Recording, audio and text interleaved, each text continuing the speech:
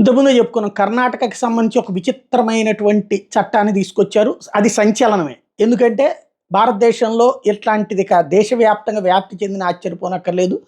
ఏంటది అంటే అక్కడ ఎవరైనా సరే ఇప్పుడు దాకా ఉన్నటువంటియి ఇప్పుడు పెట్టబోయే వాళ్ళు గూడా వాళ్ళ కంపెనీలో 50% మంది మేనేజ్మెంటల్ పొజిషన్‌లో ఉండే వాళ్ళందరూ లోకలోళ్ళు అయ్యి ఉండాలా.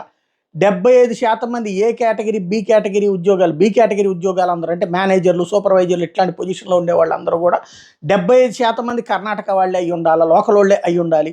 సి, డి కేటగిరీ అయితే బయటోళ్ళని ఎవరిని అపాయింట్ చేసుకోవడానికి లేదు. ఓన్లీ కర్ణాటక వాళ్ళనే అపాయింట్ చేసుకోవాలి. ఇది ఎప్పుడైతే వచ్చిందో దీని మీదన ఆటోమేటిక్‌గా అంటే అట్లాగే ఏ కంపెనీ కూడా అంగీకరించలేదు అట్లయితే. దాంతో ఇప్పుడు తాజాగా ఏదైతే నారా లోకేష్ తీవ్రంగా స్పందించారు. తెలివిగా స్పందించారని చెప్పాలి. తీవ్రంగానే కంటే కూడా దీన్ని సద్వినియోగం చేసుకునేటందుకు రంగం సిద్ధం చేసుకున్నారు. అందులో భాగంగా ఆయన ట్వీట్ కూడా ఇప్పుడు కలకలం రేపింది.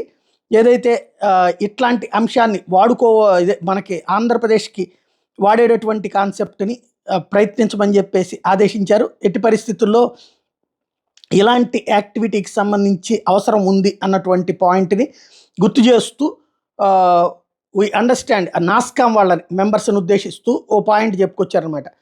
మీకందరికీ కూడా అక్కడ డిసప్పాయింట్ అవుతున్నారు కర్ణాటకలో. వచ్చేసేయండి అర్జెంట్‌గా మీరందరికీ. ఆంధ్రప్రదేశ్ రీలొకేట్ చేస్తాం. IT services, artificial intelligence data centre, cluster అంతా వైజాగ్‌లో ప్రిపేర్డ్‌గా ఉన్నాయి.